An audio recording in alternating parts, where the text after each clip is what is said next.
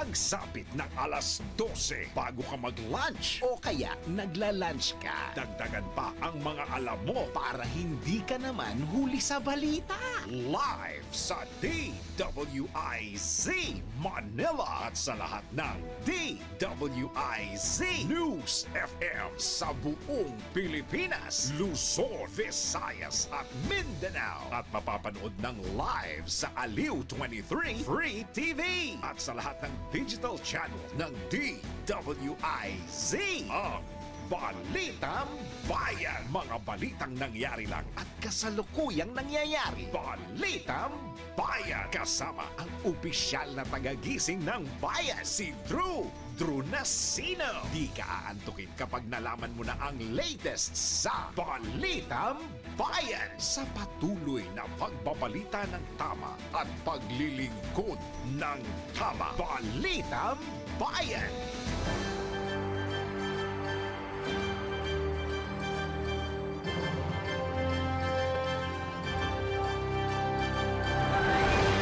Sa ulo po ng mga nagbabaga mga balita, Balitang Bayan. bilang ng mga apektado ng low pressure area at habagat pumalo na sa halos 50,000. Balitang Bayan. DPWH Secretary Manuel Bonoan nanindigang walang kinalaman sa sinasabing anomalya sa flood control projects.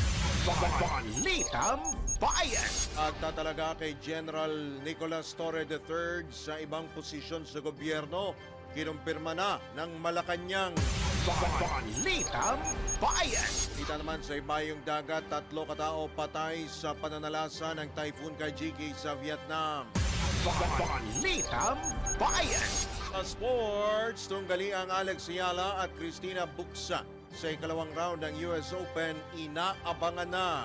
Balitang Bayan. At sa showbiz, Alden Richards, no comment sa pag-amin ni Maine Mendoza na na-inlove ito sa kanya. Tuloy-tuloy ang mga balita sa Balitang Bayan. Kasama si Drew Nasino.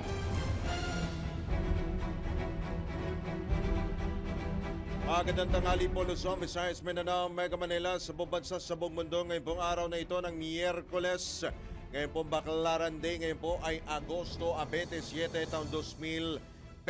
Kayo pa rin po ay nakatutok, nakikinig at nanonood sa pamamagitan ng impilang may todong lakas. DWIZ 882 at Aliw Channel 23. Ini po makakasama. Hanggang alauna po tayo, Drew Nasino. Balitang Bayan. Sa oras na 3 sandali makalipas po ang alas 12 ng tanghali, alamin po muna natin bago tayo magtungo sa detalye po ng ilang mga malalaking balita, ang update kaugnay po doon sa 2 low pressure area na nasa loob ng Philippine Area of Responsibility. Weather update ihatid yan ni Gia Rafael. Pinakahuli, pinaka-latest, pinaka-napapanahon. Whether we like it or not, ito ang magiging DWIZ Weather Report. Magandang tanghali, Drew, at happy launch Pilipinas. Narito na pong latest sa lagay ng panahon. Update nga po sa mga LPA. Yung isa na binabantayan po kahapon natunaw na, wala na po. So, kumbaga, hindi na natin siya kailangan pang isipin. Pero may isa pang LPA na nasa loob ngayon ng Philippine Area of Responsibility. Pero kung nakikita ninyo, kulay orange po itong bilog na to. Ibig sabihin, medium chance po. May katamtamang chance ito na maging isang bagyo in the next 24 hours. Ito nga LPA na to huling namataan po sa layong 250 kilometers sa western portion po ng Dagupan City, Pangasinan. Bukod dyan, meron pang habagat na nakakaapekto naman sa western na section ng Southern Luzon. Kaya ingat-ingat po sa mga pag-ulan-ulan.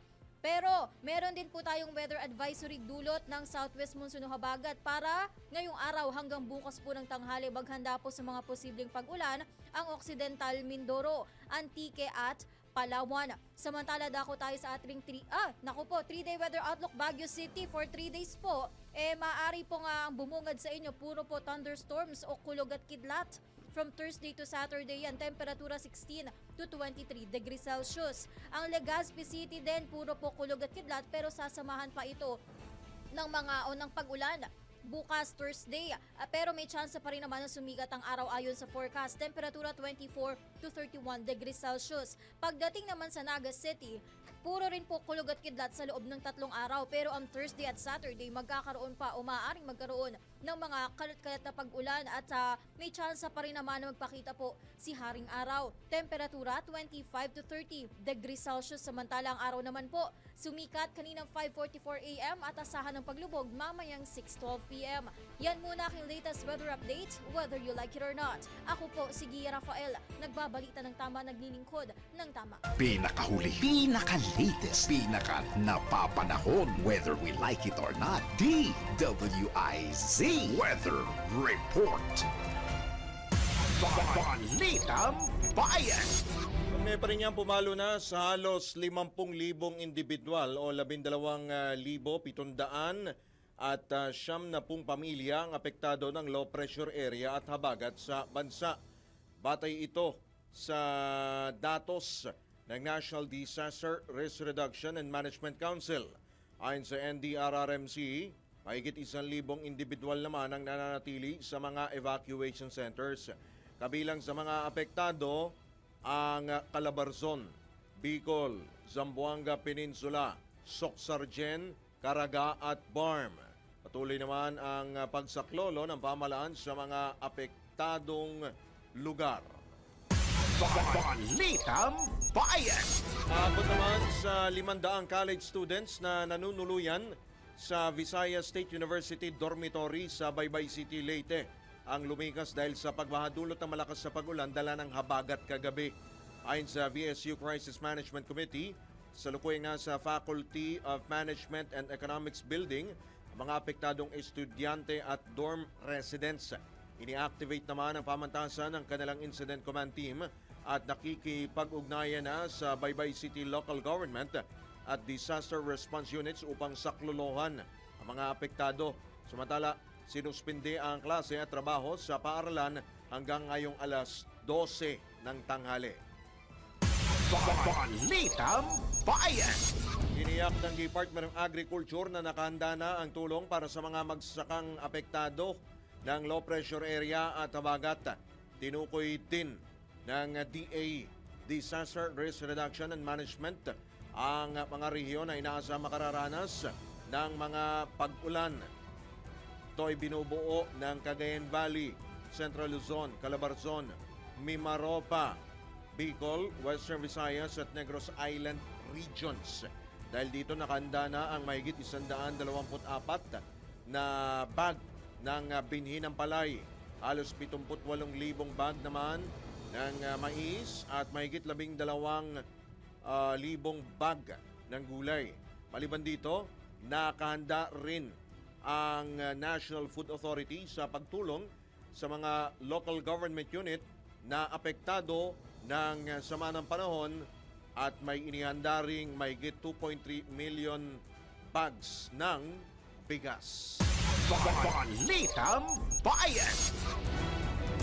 Sa iba pang tampok na balita, nanindigan si Public Works and Highways Secretary Manuel Manny Bonoan na hindi ito dawit sa mga maanumalyang flood control project. Ayon kay Secretary Bonoan, magsasampa siya ng kaso sa mga individual na makikita o mapapatunayang sangkot sa Ghost Flood Control Project na ibinunyag mismo ng Pangulo. Binigyang din pa ng kalihim na may kapangyarihan din ang mga district engineers na pangunahan ang pagbabantay sa pagpapatupad ng mga proyekto kahit na siya pa ang pinuno ng ahensya. Maliban dito, tiniyak din ni Secretary Bonoan na may ilang kanyang inamin na mayroong mga district engineers, may ilang district engineers ang nasa floating status habang meron ding mga sinuspindi. Balitang Bayan. Iginit naman ni Pangulong Ferdinand Marcos Jr. na kailangang maibalik ang protocol o yung protocol na dapat ipagbigay alam sa mga LGU ang anumang proyekto, mga infrastructure project na ipatutupad ng Department of Public Works and Highways sa isang partikular na lugar. Ipinunto ni Pangulong Marcos na ganito ang dating sistemang ipinatutupad kung saan may konsultasyon muna ang DPWH sa mga LGU bago magkasa ng isang proyekto. Kahit nung nasa local government unit pa niya si Pangulong Marcos, ay direkta silang nakakukuha ng feedback hindi lamang sa mga opisyal, kundi mula mismo sa kanilang mga constituent o mga mamamayan.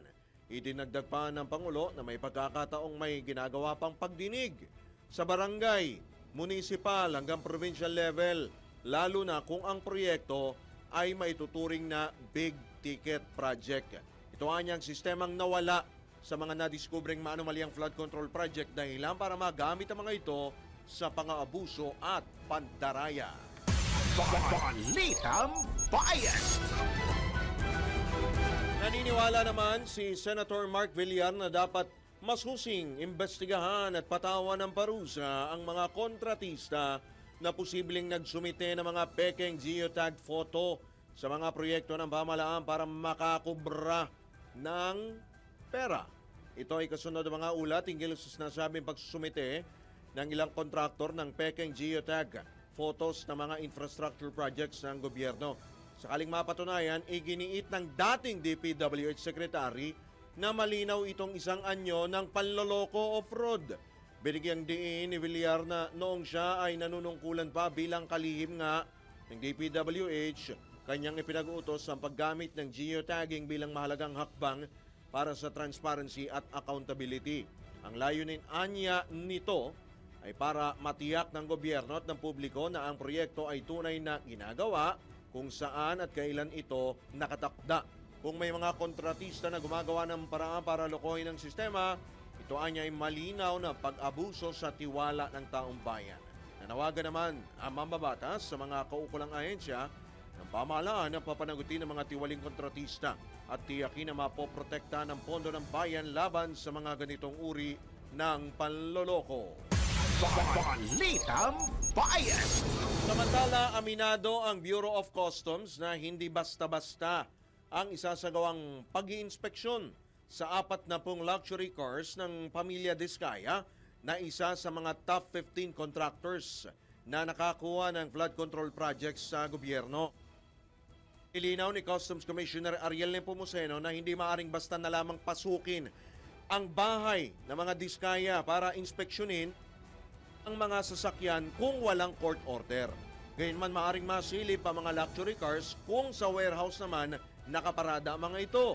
Ipinalawanag din ni Nepomuceno na isasagawa ang inspeksyon upang matiyak na nagbabayad o nagbayad ng tamang buwis ang pamilya Diskaya sa pag-import ng mga luxury cars. Maingat po kami dahil yan po ay sa ulat po sa akin, nasa loob po ng kanilang tahanan o yung compound. Hindi po ganun kasimple. Kung yan po ay commercial establishment o yung warehouse, ay sa loob ng isang oras kaya po naming puntahan kagad yan. Pero pag po kasi tahanan o compound na parang tahanan po, meron pong proteksyon ng batas po dyan at ng konstitusyon na inire-respeto po yan. Kahit kung kinakailangan po, dudulog po kami sa korte pag kinakailangan po. Yan po ang tinig ni Customs Commissioner Ariel Nepomuceno sa panayam ng DWIZ. Balitang Bayan! Sa oras na 14 na sandali, makalipas po ang alas 12 ng tanghali, tanggap po tayo ng mga pag-uulat mula sa labas ng impilan. Malacanang kinumpirmang bibigyan ng bagong posisyon sa gobyerno ang nasibak na si PNP Chief General Nicolas Torre III. Saan kaya ipadadala o itatalaga? Alamin po natin ang kabuang detalye ihatid ni Patrol 13 Gilbert Verdes. Kinumpirma ng Malacanang na mabibigyan ng bagong posisyon sa pamahalaan ang nasibak na si PNP Chief General Nicolas Torre III. Sa press briefing sa Malacanang, sinabi ni Palace Press Officer Undersecretary Claire Castro na inalok na ni PBBM si Torre ng bagong pwesto. Gayunman, hindi binanggit ni Castro kung sa gabinete mapupunta itong si Torre. Anya, maiging hintay na lamang ang pasya ni Torre kung tatanggapin nito o hindi ang alok na posisyon. Patrol 13, Gilbert Perdes para sa Impilang May Totong Las, DWIZ. Nagbabalita ng tama, naglilingkod ng tama. Balitang Bayan. Matala 2.2 billion pesos na anomalya umano sa Ministry of Education sa BARM. Nabunyag special audit kay Education Minister Mohager Iqbal. Ipinag-utos na ng COA. Patrol 17, Chopel Peleño sa detalye. Ipinag-utos ng Commission on Audit o COA ang pagsasagawa ng special audit laban sa opisina ni Minister Mohager Iqbal ng Ministry of Basic Higher and Technical Education o MBHTE sa Bangsamoro Autonomous Region in Muslim Mindanao o BARMM. Kaso nito ng kambal na reklamo ng anomalya na natanggap ng COA sa disbursement ng pondo na may kabuuang halaga na mahigit 2.2 billion pesos. Ayon sa COA, ang una sa dalawang reklamo laban kay Iqbal hinggil sa paglalabas ng 1.7 billion pesos na halaga na umano'y ibinayad para sa learners and teachers kits noong Marso 7 ng taong kasalukuyan. Batay sa mga ebidensyang naisumite sa COA, hindi umano ito dumaan sa review at walang pirma ng Finance Division Chief na nakasaad sa government rules and policies. Ikalawa naman sa naging reklamo ang patungkol sa 449 million pesos na ibinayad sa isang single supplier na ginawa sa loob lamang ng isang araw na isa umanong kaduda-duda sa liham ni COA Chairman Gamaliel Cordoba kay BARMM Chief Minister Abdul Rauf Makakuwa na may petsang Agosto 11, 2025. Iginiit ng opisyal na may nakitang matitibay na mga ebidensya sa pagsasagawa ng investigasyon laban sa dalawang reklamong inihain kay Iqbal. Ang Ministry of Education o MBHTE sa BARM ang may pinakamalaking budget sa buong rehiyon na nagkakahalaga ng 36 billion pesos o halos 1/3 ng budget sa buong rehiyon. Pero sa kabila nito, ayon sa reklamo, hindi pa rin maayos ang kalagayan ng edukasyon sa rehiyon sa loob ng 6 na taon. Sa ngayon, bumuo na ng isang COA Special Audit Team si Commissioner Cordoba at nakatakdang magtungo sa MBHTE sa BARM upang maumpisahan ang fraud audit investigation. Dahil dito, hinihiling ni Commissioner Cordoba kay Chief Minister Makakuwa ang tulong at koordinasyon para sa audit team sa buong tagal ng kanilang gagawing pag-audit. Matatandaan nitong nakaraang mga buwan, una na rin naging laman ng mga balita ang malawakan umanong katiwalian sa MBHTE at Ministry of the Interior and Local Government ng BARMM. Ito si Patrol 17 Chopel Peleño para sa Impilang May Totong DWIZ. Nagbabalita ng tama, naglilingkod ng tama. Balitang Bayan. Sa iba pang balita, DA sinita sa kawalan pa rin ng naipakukulong na smuggler ng Agri Prada. Na naman sa Senado, Patrol 19, Zelly Ortega Bueno. Bakit hanggang ngayon ay wala pa rin nakukulong at nakakasuhan na big-time agriculture smuggler? Ito ang kwestiyon ng mga senador sa Department of Agriculture sa pagdinig ng Senate Committee on Agriculture, Food and Agrarian Reform. Tinanong ni Senator Raffy Tulfo kung bakit sa kabila ng bilyong-bilyong pisong mga smuggled na produktong pang-agrikultura, wala pa ni isang smuggler at importer ang nakukulong. Karaniwan pa anyang nababasura ang kaso matapos ang ilang buwan. Iginitaman ni Senator Kiko Pangilinan na chairman ng committee, September 2024 na ipasa ang Anti-Agri-Economic Sabotage Law na non-bailable offense pero hanggang ngayon ay wala pa rin nakakulong. Bilang tugon, sinabi ni Secretary Francisco Chulon na tinututukan naman daw nila ang mga kaso. Sa katunayan, lagi daw sila ng pag-meeting sa Bureau of Customs para sa mga kaso. Aminado naman si Laurel na hirap sila sa pagkakaso dahil wala na silang enforcement power. Pero kapag daw naibalik ang kanilang enforcement power, tiyak na may makukulong na malalaki o big time smuggler ng agricultural product. Ito sa Patrol 19, Cell Ortega Bueno para sa Impilang May Totong Las sa DWIC. Nagbabalita ng tama, naglilingkod ng tama. Kapag may bagong balita, naka-on air, agad-agad, DWIZ Patrol Report! Samantala, nagsalita na si dating PNP Chief General Nicolas Torre III. Isang araw matapos siyang sibakin sa pwesto. Sa kanyang Facebook post, nagpasalamat si General Torre sa suporta sa kanya kasabay ang pagbabahagi ng post ng isang fanpage na ginawa para rin sa kanya. Nakasaad sa fanpage na ang tapang ni General Torre ay para sa kapakanan lagi ng taong bayan. Kahapon nang ianunsyo ni Executive Secretary Lucas Bersamin ang agarang pagsibak kay Torre at pinalitan ni Police Lieutenant General Jose Melencio Nartates Jr. bilang OIC. Si General Torre ay 2 buwan at 3 linggo o simula June 2 ng manilbihan bilang ika-31 hepe ng pambansang pulisya. Balitang Bayan! Matalatanggap pa tayo ng report. Ilang tinanggal na kapangyarihan ng NFA ipinababalik. Nagbabalik si Patrol 19 Zele Ortega Bueno. Sana daw ay ibalik ang ilang kapangyarihan ng National Food Authority o NFA na tinanggal dahil sa rice tariffication law. Ito ay nirekomenda ng Department of Agriculture sa pagdinig ng Senate Committee on Agriculture and Food. Sinabi ni Agriculture Undersecretary Aziz Perez na kailangan maibalik ang kapangyarihan ng NFA, i-regulate ang industriya ng bigas at ang kakayanan nito magbenta ng bigas para mapatatag ang presyo nito. Kailangan niya ibalik at palakasin ang kapasidad ng gobyerno na pakasiwaan ng supply at presyo ng bigas at palay dahil nasa kontrol ito ng merkado kung saan malayong pumasok ang mga imported dahil pa rin sa rice tariffication law. Ayon kay Perez, dahan-dahan nang bumaba ang presyo ng bigas dahil sa mga imported pero naapekto man nito ang mga lokal na magsasaka na silang nahihirapan at bumabagsak ang kita.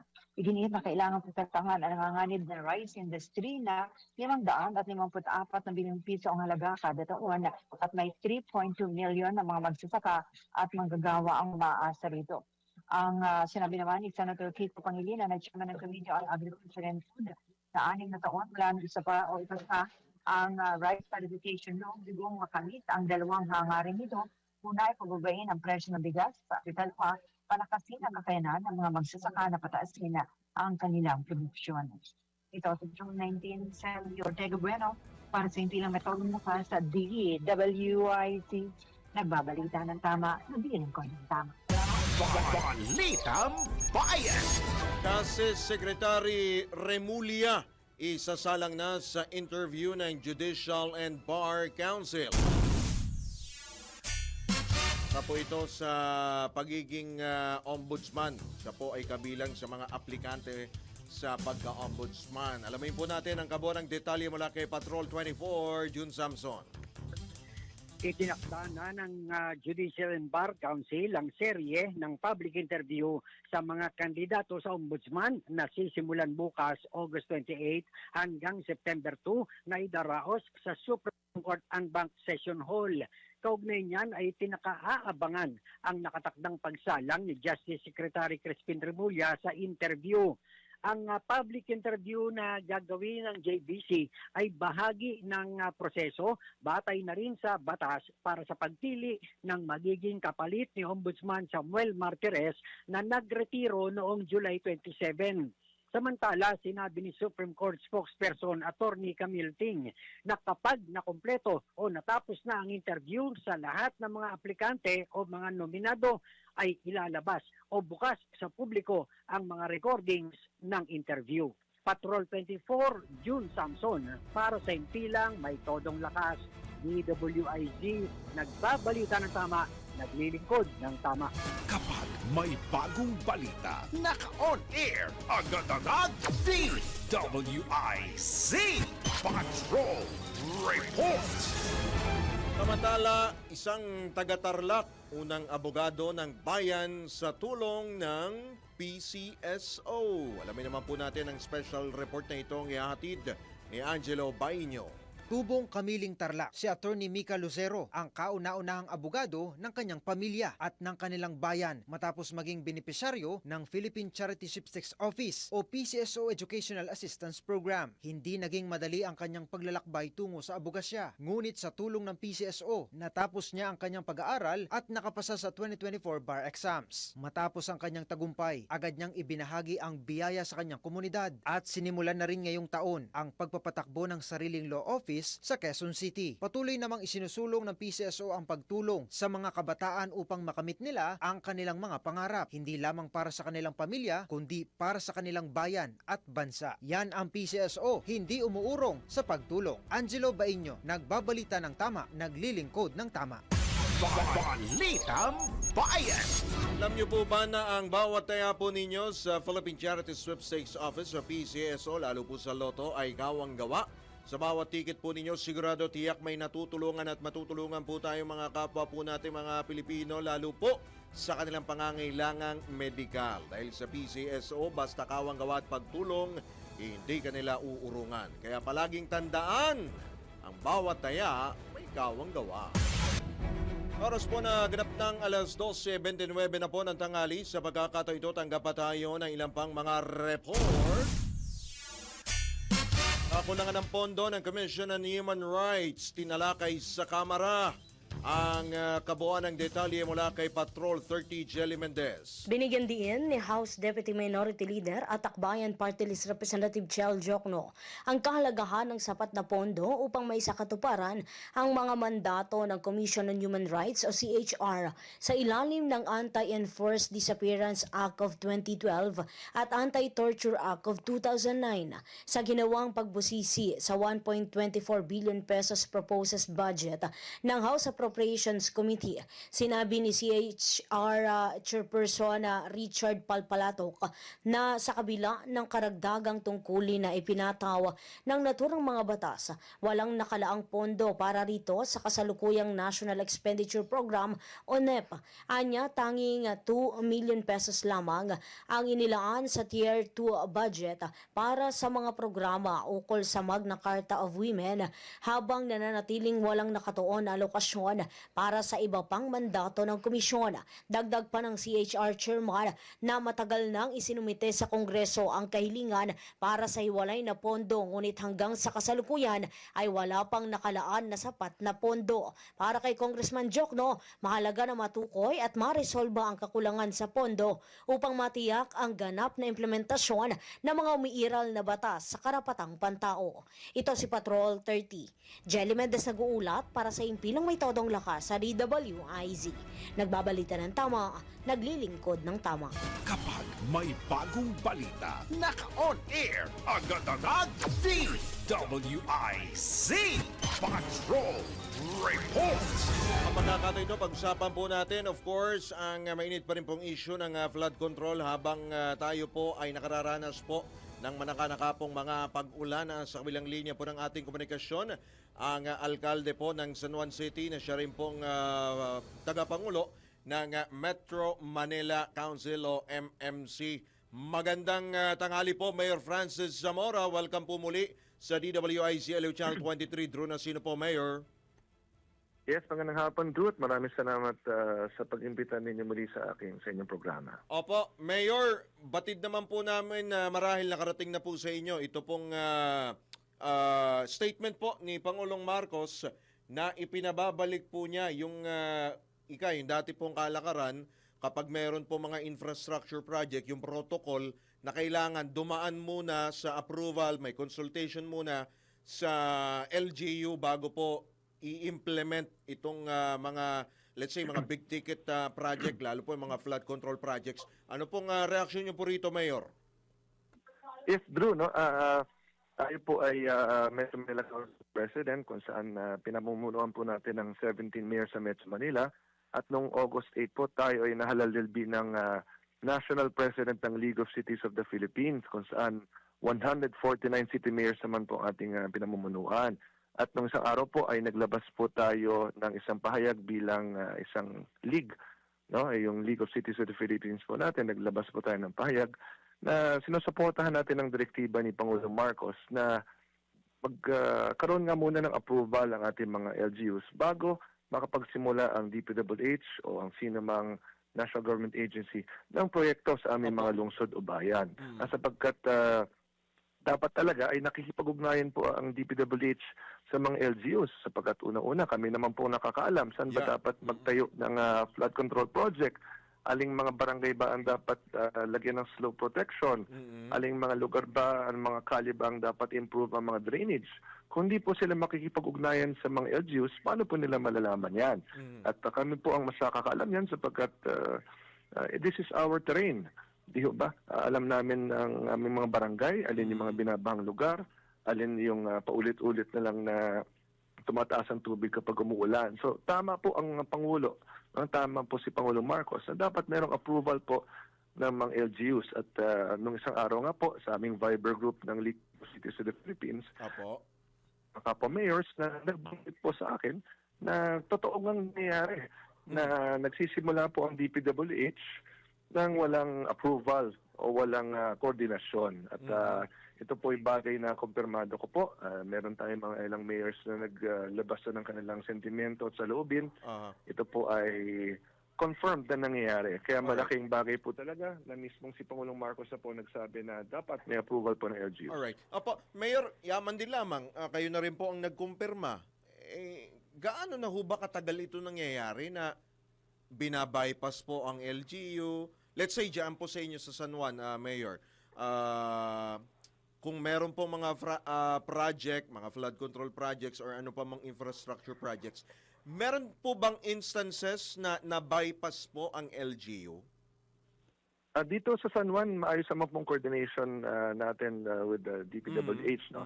Yung sinasabi namang binabypass yung LGU, walang approval, hindi naman natin sinasabing lahat ng lungsod o lahat ng bayan ganyan po ang nangyari. Okay. Ang sinasabi lang po natin, kumpirmadong nangyari nga po siya. So depende na po yan sa iba't ibang mga LGUs. No? I honestly do not know the situation in all our cities and towns in the entire country. Pero confirmed po na meron nga hong mga ganyang nangyayari. So again, here in San Juan, we closely coordinate po with the DPWH. Maayos naman po ang aming koordinasyon. At alam nyo, hindi naman po mahirap yan. Sa totoo lang, Drew. Yeah. Kailangan lang magkaroon ng pagpupulong, ipresenta lang sa amin ano ba ang planong gawing mga proyekto. At siyempre, kami naman po ang magsasabi na, DPWH, dapat dito, improve natin yung ating pumping station. Dito, binabaha ito kapag umulan na ng malakas. No? Hindi po mahirap yan. Kaya yung sinasabing hindi nagko-coordinate, walang approval, madali lang po yan. Sa totoo lang, it just needs proper coordination with the local government units. Tama po, yes. So, kasi base nga po sa sinasabi ng mga mayors po natin, bigla na lang naghuhukay na. Biglang may tinatayo na. May nagsusulputan. Oo, nagkakagulatan, no? Okay. So, doon po nang gagaling yung sentimento ng mga kapwa natin mayors. Opo. Kasi of course, dito sa Metro Manila talagang maayos naman ng coordination. Dikit-dikit tayo kasi, di ba, Mayor?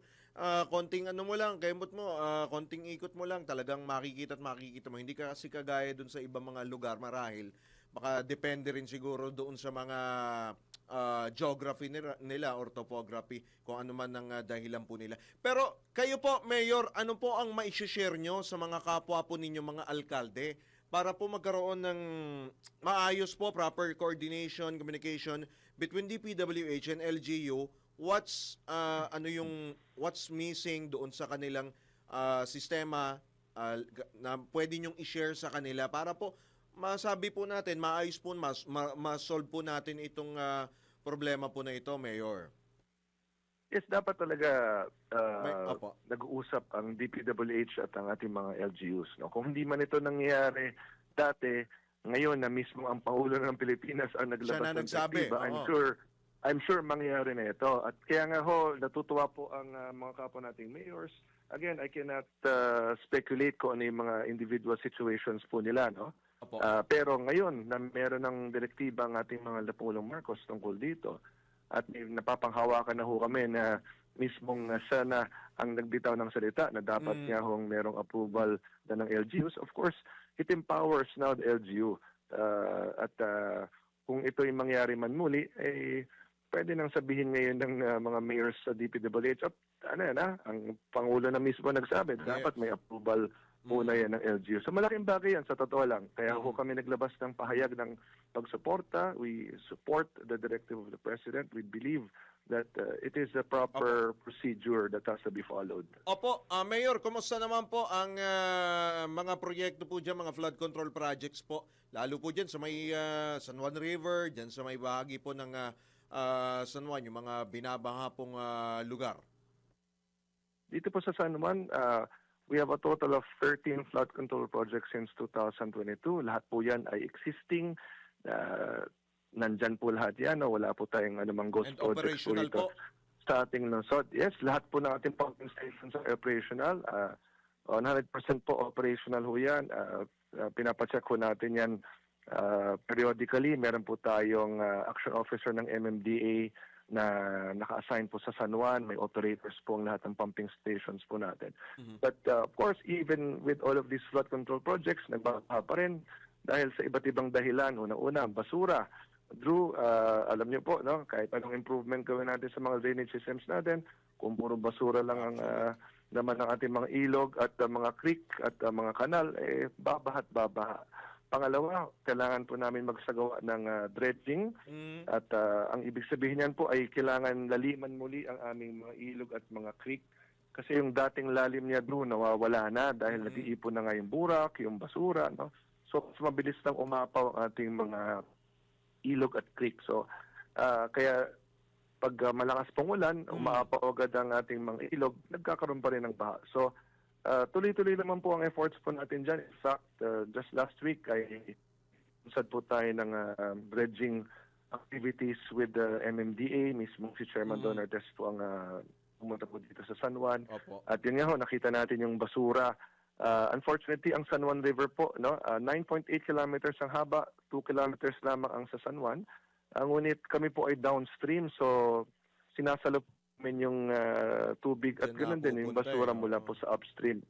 That's why nag-set up po ang MMDA ng mga trash dito at yun po yung makita natin sa balita, mga trash traps, ang kolektor ng basura. Opo, at hindi pa tapos ang tag-ulan, Mayor, marami pa ho tayong kakaharapin na hamon. Ano pa ho? Kasi ano pa ho bang mga inihanda po ninyo, mga inilalatag po ninyo?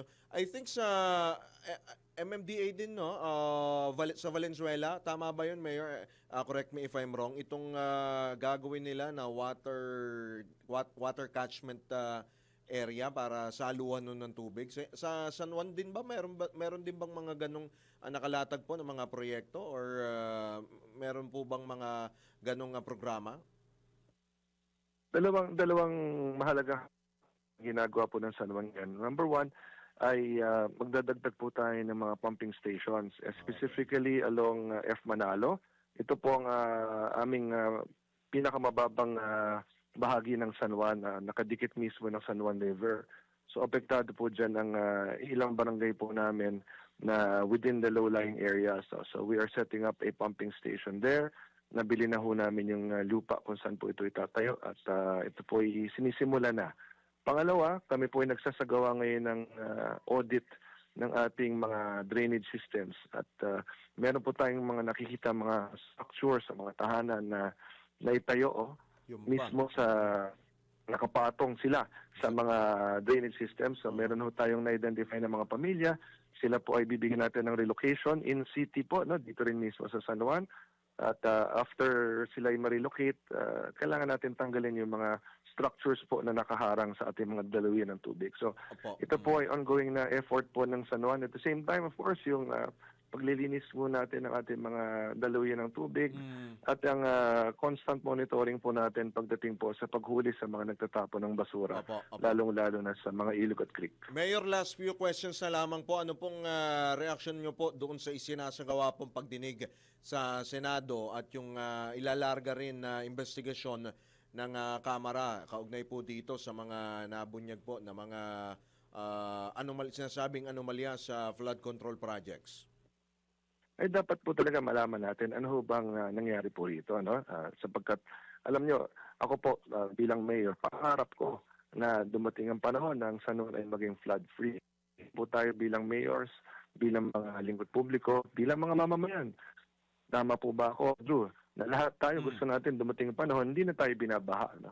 Ngunit kung tuloy-tuloy po ang pagsasagawa ng mga proyektong substandard at mga ghost projects. So kung tuloy-tuloy lang pong mangyayari ito at ang pondong nakalaan po rito ay hindi po talaga magamit na maayos, paulit-ulit lang pong haharapin natin ang problema ng pagbaba. Kaya dapat po matigil na ito. Dapat may imbestigahan na mabuti, malaman natin ano bang punot dulo nito. At dapat po talaga anumang pondo ang ilalaan para sa flood control o anumang proyekto ng gobyerno ay magamit po ng wasto at maayos. Do you agree na kailangan na, kumbaga, magkaroon ng iba, kumbaga, hindi Senado or Kongreso ang mag-imbestiga dito, hiwalay na, let's say, task force na tututok dito, Mayor? Well, ang binabanggit po kasi ng iba, no, dapat nga magkaroon ng na mag-investigate. Opo. Now, ako po, basta ang investigation ay maging patas, maging impartial, maging transparent, yun po ang hinahanap po ng ating mga mamamayan. No? So, kung ano man ang nakikita na tamang proseso na dapat pagdaanan ng investigasyon, yun sana po ang may patupad. No? Of course, nagtitiwala naman po tayo sa ating mga miyembro ng Senado at Kongreso. Kung sila nga po magsasagawa po ng investigasyon, tiwala naman po tayo na gagawin nila ang kanilang mga tungkulin. So, ito naman po na. Of course, our country is watching. Tandaan po ninyo, di ba? Lahat po ng mamamayan ngayon ay namumulat na. So, I'm sure everyone wants to know. No? Ano ba nangyari sa mga flood control projects na ito? Ano nangyari sa mga pondong nilaan para dito? At ang pinakamahalaga, paano ito matitigil?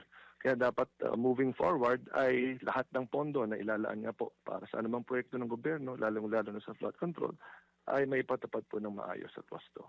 Right, marami pong salamat Mayor Francis sa inyo pong oras at pagpapaunlak. Magandang hapon po muli. Sa uulitin po muli Mayor at ingat po kayo.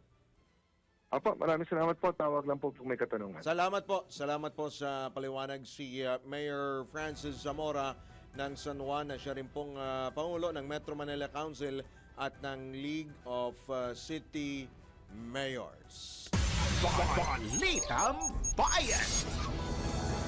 Ipinagdiriwang po ng Mega World ngayong taon ang kanilang ika-36 na anibersaryo. Ang Mega World ang isa sa pinakamalaki at nangungunang real estate developers sa bansa at isa sa may pinakamaraming leadership in energy and environmental design. LEED certified na gusali sa buong Pilipinas na isa pong global certification para sa green building initiative sa buong mundo. Sa kasalukuyan, mayroong 35 LEED certified developments ang Mega World sa kanilang iba't ibang township sa buong bansa. Kabilang po dito ang kanilang office building sa Eastwood City sa Quezon City, McKinley Hill, McKinley West at Uptown Bonifacio sa Taguig City. Maging sa Arcovia City sa Pasig, Capital Town sa lungsod ng San Fernando, Pampanga, Iloilo Business Park sa Iloilo City at the Upper East sa Bacolod City. Bukod dito, mayroon pang mga proyekto ang Mega World na kasalukuyan nag-a-apply ng LEED certifications. Ilan po dito ay matatagpuan sa Taguig City, Pasig City, Bulacan, Iloilo at Bacolod. Balitang Bayan! At babalik po muli ang Balitang Bayan makalipas lamang ilang mga paalala oras. Mayor Dreams Come True. Parang pamasko na, no? 13 minuto bago sumapit ang ganap na alauna. Right, tayo po ay nasa uling sigwada na po ng Balitang Bayan sa pagpapatuloy pa rin po ng ilang pang mga balita. Iimbestigahan na ng House Committee on Justice na pinamumunuan ni Batangas 2nd District Representative Jervil Luistro ang extradition request ng US kay KOJC founder Pastor Apollo Kibuloy upang maging malinaw ang mga isyu ng proseso. Ang pagsasagawa ng motu proprio investigation ay bunsod na rin ang hiling ni Akbayan Party List Representative Percy Zendanya na nanawagan sa komite ni Luistro na maglunsad ang inquiry in aid of legislation kaugnay ng extradition request kay Kibuloy. Inihain ang formal na motion upang ituloy ang investigasyon ni Committee Vice Chairman at Bukidnon 2nd District Representative Jonathan Kit Flores. Inaprobahan naman ni Luistro ang mosyong matapos walang tumutol mula sa mga miyembro. Ngunit bago nito nagsagawa muna ng masusing talakayan ang mga mababatas hinggil sa pangangailangan ng investigasyon. Ang dalawaan niyang mahalagang batas na dapat pag-usapan ang 1994 Extradition Treaty sa pagitan ng US at Pilipinas at ang Presidential Decree 1069 o ang Philippine Extradition Law na naisabatas noong 1977. Balitang Bayan! Sinipad na rin ng Kamara ang pangako nito para sa isang bukas, participatory at may pananagutang proseso ng pambansang budget na binibigyang diin na ang interim guidelines on people's organizations engagement ay unang hakbang pa lamang sa sinusulong na malawak na agenda ng reforma. Ayon kay House Spokesperson Attorney Princess Abante, pinahalagahan ng Kamara ang papel ng civil society organization sa pagpapalakas ng tinig ng mga komunidad sa pagtitiyak ng pananagutan. Sa simula pa lamang anya ay naging transparent na ang mababang kapulungan at ang guidelines ngayong taon ay idinisenyo upang magkasya sa constitutional at operational limits ng 2026 budget calendar. Sinabi ni Abante na mga pagbabago ay hindi pa final model at iginiit na ang taon na ito ay pilot period upang tukuyin ang mga balakid at mapahusay ang mga institusyonal na proseso. Balitang Bayan! Binigyang diin naman ni Senior Deputy Speaker David J.J. Suarez na ang pinakauling WR numero research survey na nagpapakita na halos 7 sa bawat 10 Pilipino o 68% ang nasisihan sa kanilang kinatawan sa Kamara ay sumasalamin sa mahusay na pamumuno ni House Speaker Martin Romualdez. Ayon kay Suarez, ipinapakita ng mataas na rating na mahalaga ang suporta ng taong bayan para mapatatag ang demokrasya sa Pilipinas. Idinagdag pa ng kongresista mula Quezon na ang ugnayan sa pagitan ng mga tao at kanilang mga kinatawan ang pundasyon ng epektibong pambansang kaunlaran. Ipinakita rin ng WRN numero survey na isinagawa simula July 29 hanggang August 6 na 68% ng mga Pilipino ay nalulugod sa kanilang mga district representatives, habang 7% lamang ang hindi nasisihan at isang 7% ang nagsasabing hindi nila kinikilala o kilala ang kanilang mga kongresista. Balitang Bayan! Samantala, pagsasailalim sa lifestyle check sa lahat ng DPWH officials at iba pang ahensya na sangkot sa anomalya sa flood control projects, ipinag-utos na ni Pangulong Marcos. Pabalik si Patrol 13 Gilbert Perdes. Magandang hapon, live po tayo dito ngayon sa labas ng Palasyo ng Malacanang kung saan katatapos po lamang ng press briefing na pinangunahan ni Palace Press Officer Undersecretary Claire Castro. Dito'y natalakay yung iba't ibang mga usapin, partikular yung flood control projects na kasalukuyang kinakalkal ni Pangulong Ferdinand Marcos Jr. At dito nga ay kinumpirma din ni Palace Press Officer Undersecretary Claire Castro na nagkaroon ng direktiba si Pangulong Ferdinand Marcos Jr. na isa lang sa lifestyle check yung mga opisyal ng DPWH at syempre yung mga opisyal pa ng iba pang mga ahensya ng gobyerno na sangkot sa anomalya daw sa flood control projects. Ayon kay Castro, kanya-kanyang pangunahan ng mismong mga ahensya ang lifestyle check sa kanilang mga opisyal at empleyado, pero maaari rin daw na makisali dito yung Office of the Ombudsman at syempre yung BIR. Tiniyak naman ng palasyo na may makakasuhan at mapapanagot sa investigasyon sa flood control projects dahil talagang hindi natutuwa dito yung Pangulo at galit na galit sa nabanggit na usapin. At nabanggit din yung tungkol sa isang opisyal ng DPWH na naaresto sa Batangas matapos magtangkang manuhol na parang daw hindi na maimbestigahan yung mga proyekto doon sa nabanggit na lalawigan. At pakinggan po natin yung pahayag ni Yusek Castro. Kahit po naging bagman lang ang naging papel nila, kasabwat pa rin po sila.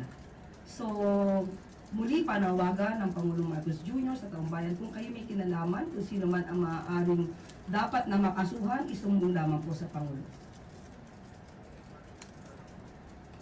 Thank you. Yan ang latest mula dito sa Malacanang. Patrol 13, Gilbert Perdes, nagbabalita ng tama, naglilingkod ng tama. Balitang Bayan! Conflict of interest ng ilang taga-gobyerno, panahon na para aksyonan ayon sa Senado. Si isa pang report buhat kay Patrol 19 Celi Ortega Bueno. Wala para matugunan at maaksyonan ang matagal ng issue ng conflict of interest laban sa ilang taga-gobyerno na nagsisilbing contractor para sa mga proyekto ng pamahalaan. Ayon kay Senate President Chis Escudero, bukod sa paghahanap ng katotohanan kung sino nasa likod ng mga maanuwalyang flood control projects, dapat ding maaksyonan ang matagal ng usapin ukol sa conflict of interest ng ilang mga nanunungkulan sa pamahalaan. Kaugnay nito'y naaghain na nga kamakailan si Escudero ng panukalang batas na naglalayong i-disqualify ang mga kamag-anak ng mga opisyal ng gobyerno hanggang 4th degree of consanguinity sa pagpasok sa anumang kontrata sa gobyerno. Sa pag-anya ito'y naging batas, may iwasan ang potensyal na paraan para magamit sa katiwalian ang public funds. Samantala, pinayuhan ni Escudero ang mga kontratista na dinadawit sa mga questionable flood control projects na dumalo na sa susunod na pagdinig ng Senate Blue Ribbon Committee para masagot nila ang mga issue laban sa kanila. Ito sa Patrol 19, Sally Ortega Bueno, para sa hintilang metodong lakas sa DWIC. Nagbabalita ng tama, naglilingkod ng tama. Balitang Bayan! Physical economy nakapagpasok ng 2.25 trillion pesos sa pamahalaan ng isang taon. Ayon po yan kay Pangulong Marcos. Muli balikan po natin si Patrol 13 Gilbert Perdes. Pumalo na sa 2.25 trillion pesos ang naipasok sa bansa ng digital economy noong 2024. Ayon nito mismo kay Pangulong Ferdinand Marcos Jr. na kung saan ang naipasok niya na 2.25 trillion pesos noong isang taon ay katumbas ng 8.5% ng GDP ng Pilipinas.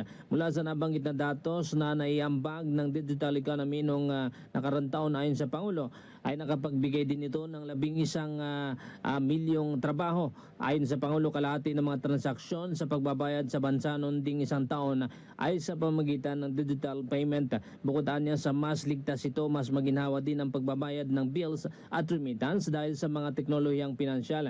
Subalit sa harap ng magandang resulta na nakita sa digital economy, inihayag ng Pangulo na may nakikita pa din itong puwang para sa higit pang paglago at inobasyon nito.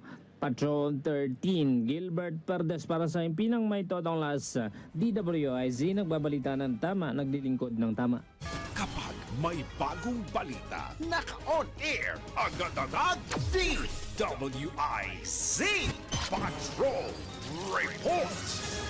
Samantala, muling ibinida ng PhilHealth ang bagong gamot program o Guaranteed and Accessible Medication for Outpatient Treatment. Sa Bagong Pilipinas ngayong public hearing, sinabi ni PhilHealth Corporate Affairs Group Acting Vice President Ray Balenya na ito'y bahagi ng kanilang YAKA program o Yaman ng Kalusugan Program. Sinabi ng Balenya na layunin ng programa na mas mapalawak ang benepisyo ng mga Pilipino pagdating sa pagbili ng gamot. Ipinaliwanag ni Balenya na malaking bahagi ng gastos sa mga mamamayan ay napupunta sa pagbili ng mga essential medicines kung saan umaabot sa halos 40% ang personal na gastos ay para sa gamot. Sa pamagitan ng gamot program, tiniyak ng PhilHealth na tuloy-tuloy ang pag-inom ng mga pasyente ng maintenance medicines para manatiling malusog at malakas. Balitang Bayan! Habol pa po natin ang sabang report mula kay Patrol 24. Jun Samson, Manila LGU may bagong sistema ng pag-akot ng basura. Paano na lang kaya yan, Jun Samson? Kuyang Drew, naglagay na ng transfer facility station para sa sistema ng paghahakot ng basura ang pamahalaang lungsod ng Maynila dahil sa pagsasara ng Navotas Sanitary Landfill. Ipinaliwanag ni Manila Mayor Isko Moreno na sa naturang transfer facility station pansamantalang ilalagay ang mga basurang hinahakot at nakukolekta sa mga komunidad ng lungsod. Bukod sa transfer facility station na itinayo sa Vitas Tondo ay mayroon na rin anyang ilang dosenang malalaking hauling trucks ang lungsod at may backhoe na nakaantabay sa naturang pasilidad na pagdadalhan ng mga basurang nakolekta ng mga maliliit na truck. Pagbaba niya ng mga basura sa transfer facility ay muling babalik sa mga komunidad o bahay-bahay ang maliliit na trucks upang ituloy ang paghahakot ng mga basura. Pagdating naman sa transfer facility ay isasalin ng backhoe ang mga basura sa malalaking trucks na magdadala sa San Mateo Sanitary Landfill sa lalawigan ng Rizal. Paglilinaw ni Mayor Isko, hindi maaaring ipangkolekta ng mga basura sa mga bahay-bahay ang malalaking hauling trucks dahil maliliit ang mga kalsada, kaya ito ay gagamitin na lang sa pagdadala ng mga basura patungo sa San Mateo Landfill sa Rizal. Paalala ni Mayor Escoc sa mga Manileño na huwag munang ilabas sa kanilang mga bahay ang mga basura, sa halip ay hintayin muna ang pagdating ng mga garbage truck collectors na maghahakot. Patrol 24, June Samson, para sa impilang may todong lakas, DWIZ, nagbabalita ng tama, naglilingkod ng tama. Kapag may bagong balita, naka-on air, agad-agad, DWIZ Patrol Report! At yan po tayo sumasabit sa ating pong pagsamantalang pagpapaalam ngayong araw po na ito ng Miyerkules, ngayong pong Baclaran Day, Agosto 27, 2025. Sa ngalan po ng buong tropa ng DWIZ at Aliw Channel 23, ito po yung lingkod, Drew Nasino, nagbabalita ng tama, naglilingkod ng tama. Standby lamang po para po sa susunod na palatuntunan DWIZ Network News, kasama sina Angelo Baino at Gia Rafael. Pagsapit ng alas 12 bago ka mag-lunch o kaya nagla-lunch ka, dagdagan pa ang mga alam mo para hindi ka naman huli sa balita. Live sa DWIZ Manila at sa lahat ng DWIZ News FM sa buong Pilipinas, Luzon, Visayas at Mindanao. At mapapanood ng live sa Aliw 23 Free TV. At sa lahat ng digital channel ng DWIZ, ang Balitang Bayan. Mga balitang nangyari lang at kasalukuyang nangyayari. Balitang Bayan. Kasama ang opisyal na tagagising ng bayan, si Drew Nasino. Di ka aantukin kapag nalaman mo na ang latest sa Balitang Bayan. Sa patuloy na pagbabalita ng tama at paglilingkod ng tama. Balitang Bayan. Araw-araw, 12 noon. This is the news and information station of Aliw Broadcasting Corporation.